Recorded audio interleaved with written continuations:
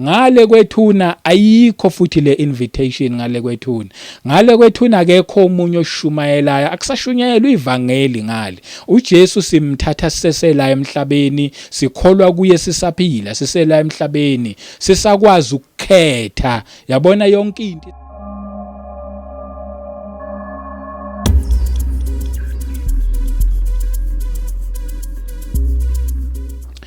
Welcome once again kwiKwada2 Media. Igama lami ngumduduzi Shabangu. Ngiphinde ngibingelele kubo bonke abangcwele egameni elihle lenkosi yethu uJesu Kristu. Ngibonga ama comments, ngibonga ama subscribers, ngibonga abalikeayo, ngibonga ama member kule channel nabo bonke nje abasizayo financially, ama sponsors. Ngiyanibonga kakhulu. uNkulunkulu emuhle anibusisa kuzona zonke indawo. Ngicela nje ukuthi sike singene kwi message ya namhlanje etholakala ku Matthew chapter 22. Ake sifunde lapha this parable ekhulunywa nguJesu Kristu elithi lana izwi uma ngabe lichaza this parable lithi the parable of the wedding feast. Ithi ku verse 1 wakhona, and Jesus answered and spoke to them again by parables. Wayekhuluma uJesu ngemifanekiso kubo. Futhi ethi the kingdom of heaven is like a certain king who arranged a wedding for his son. Umbuso wezulu ewuchaza uJesu Kristu etufana nenkosi ethile eyayilungisa umshado ilungisela indodana yayo. Verse 3, and sent out his servants to call those who were invited to the wedding. Thumela inceku zonke ebe ukuthi zihambe zobiza bonke abamenyiwe emshadweni, and they were not willing to come. Verse 4, again he sent out other servants, saying, tell those who are invited, see, I have prepared my dinner, my oxen and fatted cattle are killed, and all things are ready, come to the wedding. 5, but they made light of it and went their ways, one to his own farm, another to his business. 6, and the rest seized his servants, treated them spitefully, and killed them. Ithi ku verse 7, but when the king heard about it, he was furious, and he sent out his armies, destroyed those murderers, and burnt up their city. Verse 8, then he said to his servants, the wedding is ready, but those who were invited were not worthy. Ngizoyivala ke nganali verse 9 la ithi khona, therefore go into the highways, and as many as you find, invite to the wedding. Umfanekiso lo womshado wendodana yenkosi ethile uthi uJesu umbuso wezulu ukanje. uJesu ke la echaza ngombuso wezulu ukuthi umbuso wezulu ukanjani. Uthi ufana nenkosi ethile but ilungiselela umshado, ilungiselela indodana yayo. Bayilungisa umshado ilungiselela indodana, isiyathuma ke ngoba inezinceke inkosi le inezisebenzi servants izinceku zayo, hambani nobiza bonke abamenyiwe emshadweni ukuthi mabeze emshadweni. Lithi lelizwe uma ngabe ulifunda ngempela inceku zahamba zafike zayobabiza, kodwa laba abamenyiwe abazange beze. Kwaphinde futhi inkosi yaphinde thumela ezinye futhi izinceku ukuthi bizani bonke abamenyiweyo emshadweni ukuthi hayibo abeze emshadweni, inkunzi inkomo sezikhona zibulewe nakho konke okunonile kukhona, kushuthi nje khona yonke inhlobo yokudla konke seku-ready. But manje naba abantu abamenyiwe uthambani nibatshela ukuthi wozani emshadweni. Lalela ke nje ama excuses akhona abekwa yilabo bantu. Ithi la uma ngabe uyifunda ku verse 5, but they made light of it and went their ways.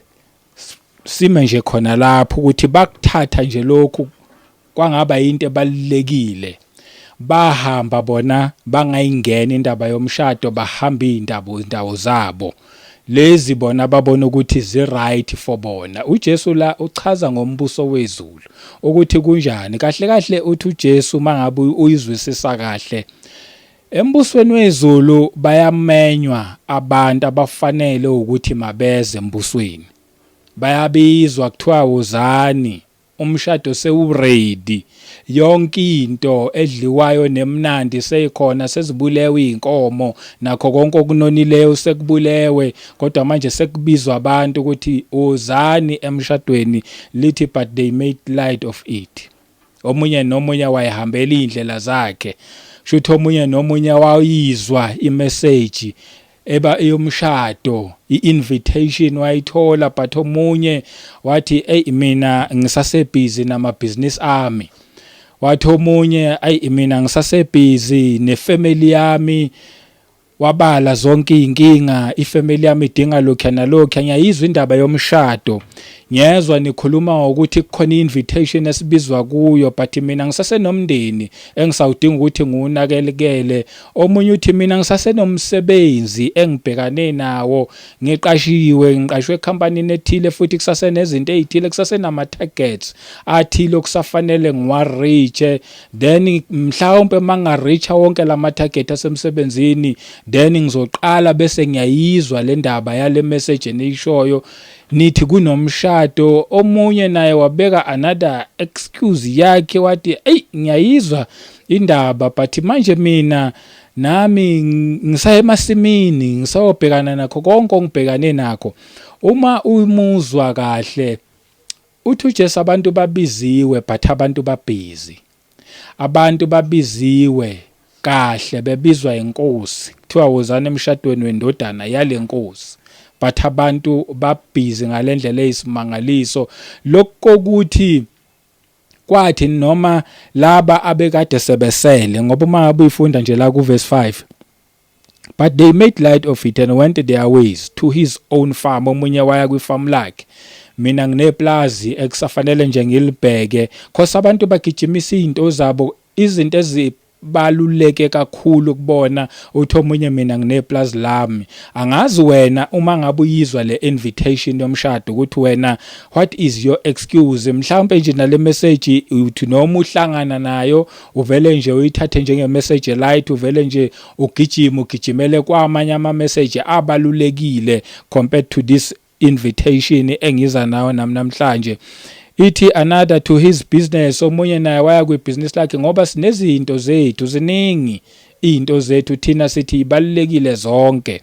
Mangabe uyibheka lithi but when the king heard about it he was furious, wacasuka inkosi, cause akukho mnandi ukuthi uNkulunkulu eselungise konke for abantwana bakhe abadalile emhlabeni. Ethe selungise yonke into, wazobalethela ngisho nenkosi ezoba umsindisi weimpilo zabo, ezobahlenga ezonweni zabo, ezobahlenga even nasolakini oluzayo, kodwa abantu batholakale bona bebhizi nezinto zabo.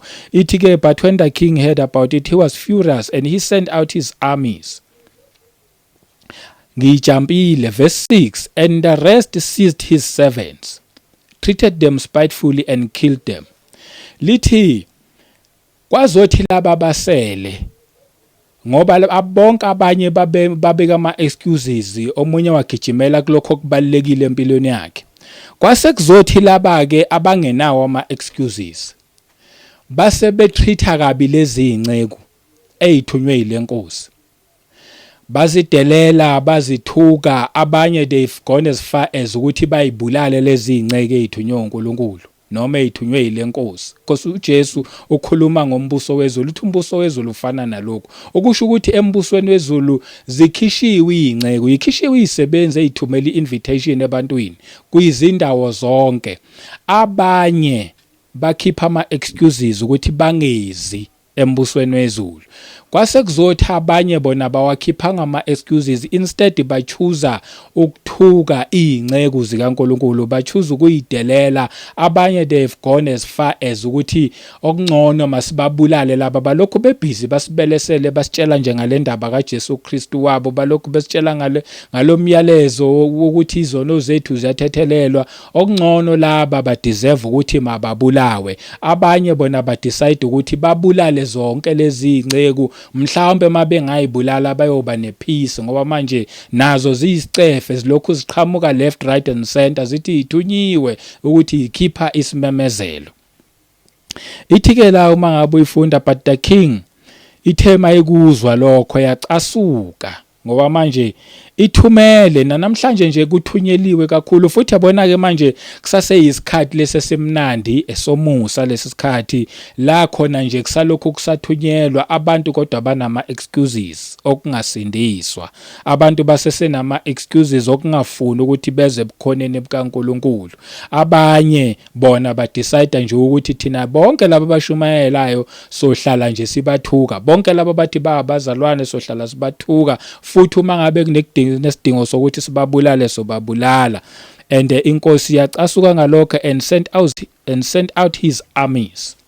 Siyeza ke leso sikhathi leso la khona yonke le ndaba yokuthi abantu basabizwa basancengwa kusese kahle especially laba ba-invitiwe kodwa bona batholakala bengezanga yasithumela impi yabo noma amasotsha ayo yasidestroya bonke labo babulali kanjalo nedolobha layo lalabo babulali lashiswa.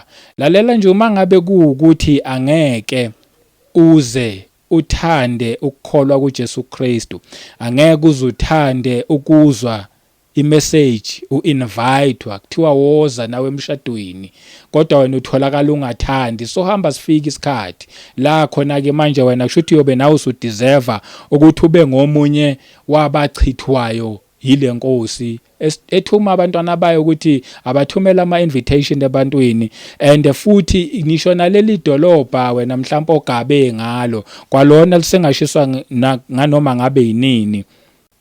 Ithi ku-8 then he said to his servants the wedding is ready because umshado wona ulungisiwe but those who were invited were not worthy labade bemenyiwe bebengakulungelanga badelelile benze konke. Indaba ke nje kakhulu ila ku verse 9 ithi therefore go into the highways and as many as you find invite to the wedding. That's why ke uzwa nawe namhlanje uzwa le message kubizwa ke manje wonke umuntu khona laba bokuqala bebekade bekuyibona abebemenyiwe emshadweni but abazange bafuna ukuthi bezwe abazange bafuna ukuthi mabalalele ikhwelo lesimemo noma invitation yomshado. Sekuthiwa ke manje hambani ke manje nezimpambanweni zomgwaqo as many as you find. Yabona njengoba uzwa le message isiyahamba ke le message iya kunoma ngabe imuphi umuntu ozwa le message namhlanje yabona nje noma ngabe yiliphi ilanga ila ifika khona kuwena kuyobe kunamhlanje ngalelo langa wena ozoyizwa ngayo le message.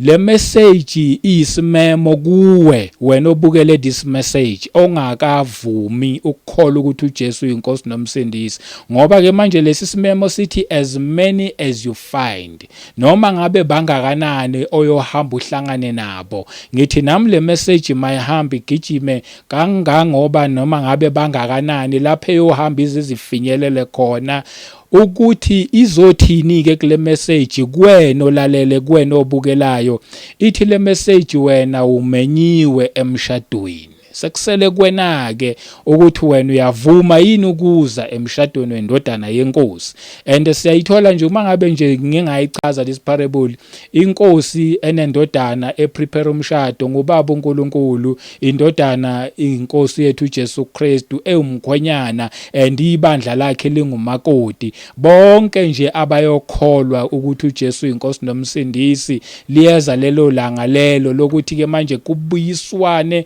ngokupheleleyo ke manje kuyobe kuumshado kodwa kwamanje kusakhishwa isimemo kusakhishwa invitation kusancengwa abantu ukuthi lalela yonke inhlobo yenyama ikhona kuprepariwe yonke into nje seyiready yonke into emnandi ikhona abantu ke mawuzwa le message mawungatholakali nawe ubusy uthi wena ayi mina ngisasemncane because abanye babhizi bathi basesebancane basadla ubusha babo awungatholakala uthi usasemncane ngoba uma ngabe unalolo hlobo lwama excuses uyothi noma usukhulile uyiphinde uyizwe le message uma ngabe uyobusaphila uyothi futhi wena ayi mina sengimdala for le message i-right for le gang encane esakwazi ukugijima. Mawungatholakala unama excuses ukuthi hayi mina ngisaye eplazini lami lapha efarm yami, mina ngisayobheka ibhizinisi yami because malikhuluma nje iBhayibheli ngokuthi omunye wathi yena usabhekene nebhizinisi lakhe, kusho ukuthi izo zonke izinto lezi thina abantu esibhizi ngazo sivalele uNkulunkulu ngaphandle. Mawungatholakali ke nawe umvalele uNkulunkulu ngaphandle because ubhizi ngezinto zakulelizwe leli, ngoba ngelinye ilanga lesi simemo sohamba sihambe siphele, this invitation iyokhathwa kusale sekumenywa abanye, mhlambe ngalelilanga eyokhathwa ngalo kuwena kuyobe kuyilanga lakho lokugcina, kuthi uya invitewa uthi wena usasebhizi kanti ilanga lakho lokugcina isikhathiwe ke kuwena. Ngale kwethuna ayikho futhi le invitation, ngale kwethuna akekho umunye oshumayelayo, akusashunyelwa ivangeli ngale. uJesu simthatha sisesela emhlabeni, sikholwa kuye sisaphila sisela emhlabeni, sisakwazi ukukhetha. Yabona yonke into isasekhona, kukhona ubumnandi, kukhona nokuchuza uJesu obukeke bhora ke, into ebukeka idelelekile, into ngempela futhi ethathwa kancane. That's why ababiziwe emshadweni batholakala bebhizi, ngoba lokhu abakubizelwa kona bakubuke kuyinto edelelekile, ethathwa kancane, ebukelwa phansi nebhorayo. Bona bagijimisa lezabo ezimnandi. Imessage le ebhorekile ifuna uyikhetha usasela emhlabeni. Baze basho nabangani bakho bathe wazwa ikhetha into ebhorayo, wazwa ukhetha wachuza nje impilo ngempela usasemncane kangaka ebhora kanjena. Ifuna uyikhetha usasela emhlabeni, ngoba ngale kwethuna yonke into yobisi reality yokuthi kanti emhlabeni sasitshelwa, sikhishelwa ama invitation ngohlobo lwama YouTube nama TV nama radio nakuma open air, nakuzo zonke indawo lapho kushunyelwa khona. Kulonje kukhishwa invitation ezoncenga wena kuthiwa woze emshadweni. Ngale kwethuni yobisi reality yobusuyibona lento ukuthi emhlabeni kwakungadlalwa. Endeke manje oyokukhetha manje mawuqeda ukuzwa le message, oyokukhetha manje mangabe kuukuthi wena ukhetha ukuba busy ngento zezwe, hey uphinde kumele futhi nangale kwethuna, ngoba yona reality sazoba khona.